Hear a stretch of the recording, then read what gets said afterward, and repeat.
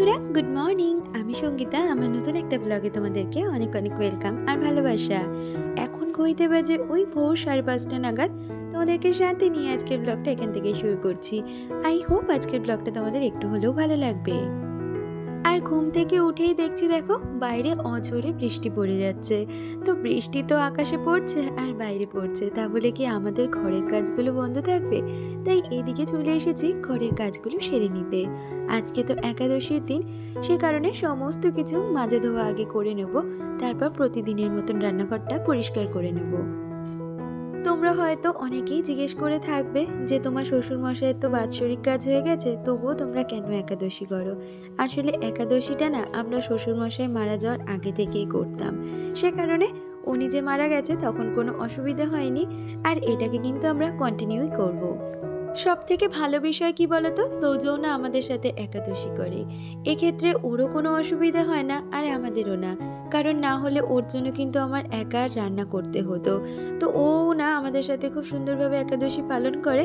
তবে রান্না যে করতে হয় না সেটা না, ওকে কোনো কোনো একাদশীতে শ্যামা সিদ্ধ করে দিই বা কখনো কখনো ডালিয়া করে দিই। আমার এর আগের কোনো একাদশী ব্লগে কোনো একজন দিদি কমেন্ট করেছিলে, সে জানতে চেয়েছিলে শ্যামাটা কি। আসলে শ্যামাটা হচ্ছে কাহন চাল, একদম ছোট ছোট দানা হয়। আর এই শ্যামা সিদ্ধটা খেতে কিন্তু তোজো ভীষণ পছন্দ করে, আর খেতেও না অনেকটা ওই ফেনা ভাতের মতন হয়। ঘি দিয়ে কিন্তু তোজো খুব ভালোভাবে খেয়ে নেয়। আর একাদশীর দিনে জানো তো আমরা কিছুই খাই না ফল ছাড়া। আর দেখলে তো সকাল থেকে উঠে তোমাদের সাথে গল্প করতে করতে আমার কিন্তু রান্নাঘরের সমস্ত কাজ হয়ে গেছে। আর আজকে না রান্নাঘরের জানলাটা খুলতে পারিনি, বাইরে প্রচণ্ড বৃষ্টি পড়ছে। আর এখন সমস্ত ঘরের পাপোশগুলো তুলে নিয়েছি। আর আজকে তো বাইরে মিলতে পারবো না, তাই এই গ্রিলটার মধ্যে সমস্ত পাপোশগুলো দিয়ে দিলাম। আর এখন সুন্দরভাবে ঘরটাও ঝাড় দিয়ে নেব। তোমাদের কাছ থেকে প্রতিদিনই কিন্তু আমি একটা খুব সুন্দর কমেন্ট পাই, সেটা হচ্ছে তুমি খুব সুন্দর গুছিয়ে সমস্ত কাজগুলো করো, তার সাথে তোমার কথাবার্তাগুলো তুমি খুব সুন্দর করে গুছিয়ে বলো।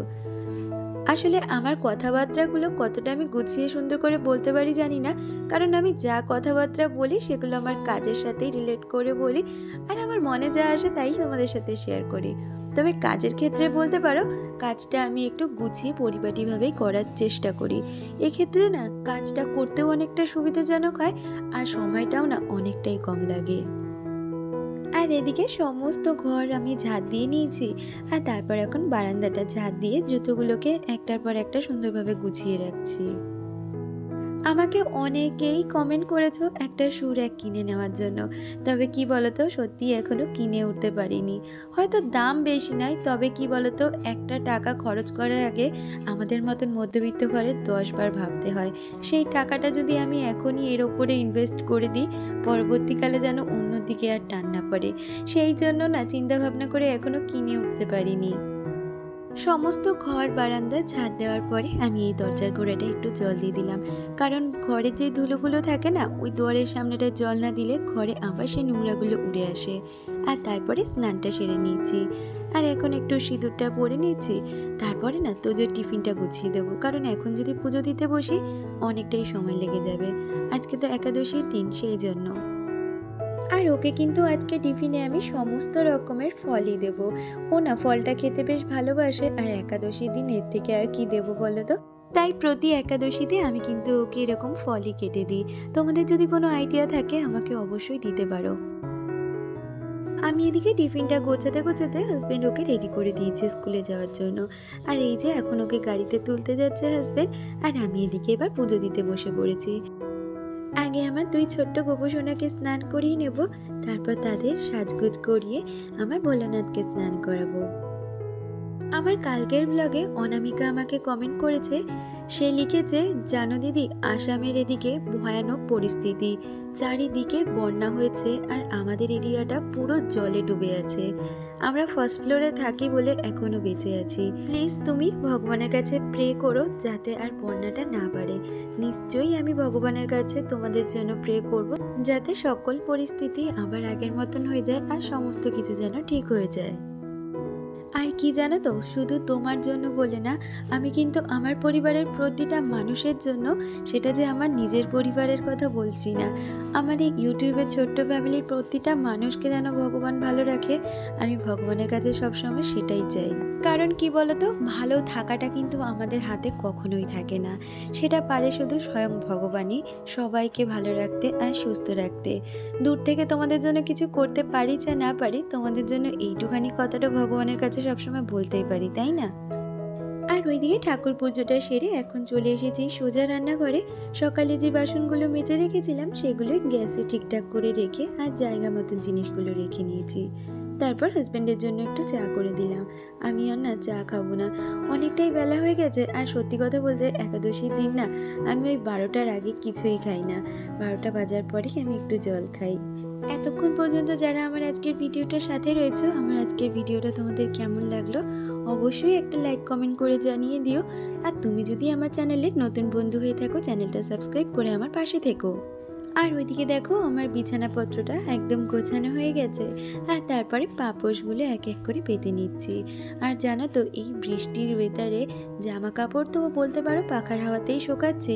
আর তারপরে সেগুলো আর টাইম করে ভাঁজ করা হচ্ছিল না। আজকে তো অনেকটা কাজেরই ছুটি বলতে পারো, তাই জামা কাপড়গুলো আজকে একটু ভাঁজ করে নেব। তার সাথে তোজোর বেশ কিছু জামা কাপড় আছে, যেগুলো কিছুটা বাতিল করব, আর নতুন কিছু জামা কাপড় কেনা হয়েছে সেগুলোকে আবার গুছিয়ে রাখবো।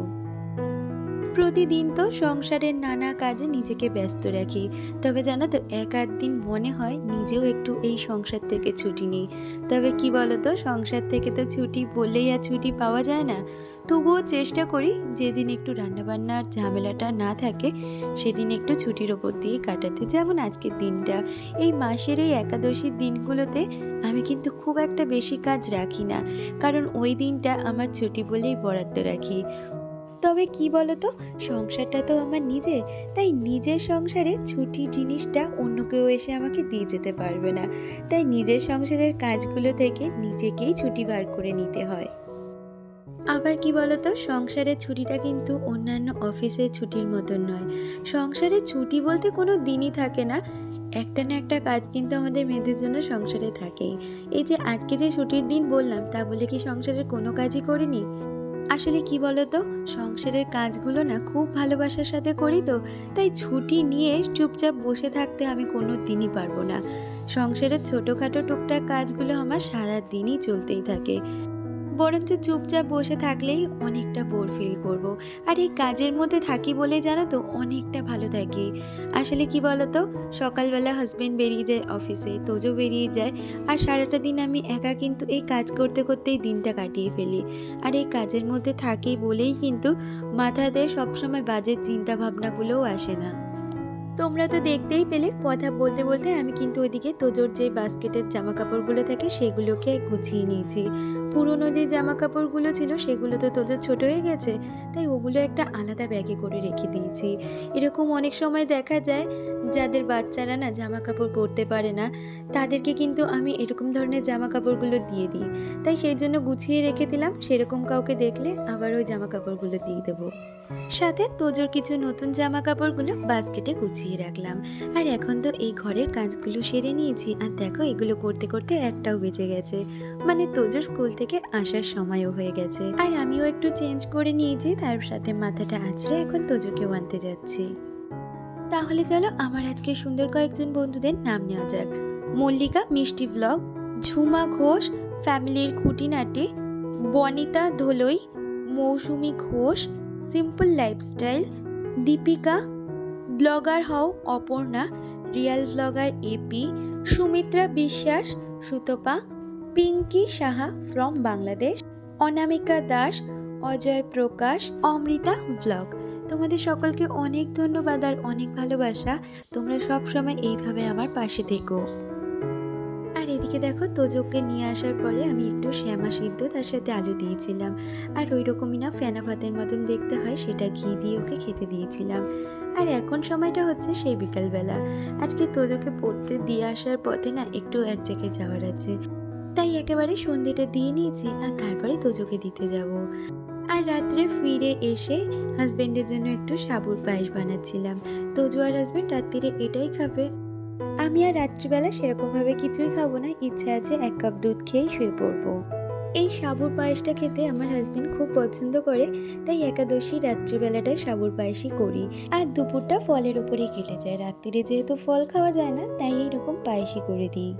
তাহলে বন্ধুরা, আজকের ভিডিওটা এই পর্যন্তই রাখছি। দেখা হচ্ছে পরবর্তী ভিডিওর সাথে। ততক্ষণ তোমরা ভালো থেকো, সুস্থ থেকো।